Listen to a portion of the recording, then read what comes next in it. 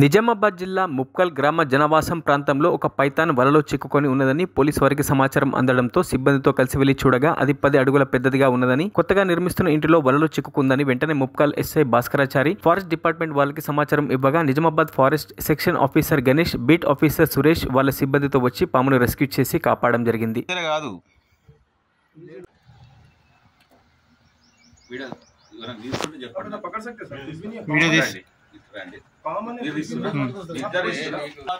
Forest department లో forest beat officer పనిచేస్తున్న వన్యప్రాణుల సంరక్షణ విభాగం ముప్పల్ నుంచి పోలీస్ ఎస్ఐసార్ ఫోన్ చేసి ఇక్కడ పైథాన్ పాము వచ్చిందని వెంటనే స్పందించాము. ఇక్కడ చేరుకున్నాం. మా ఎంబడ లతీఫ్ స్నేక్ క్యాచర్ వచ్చాడు.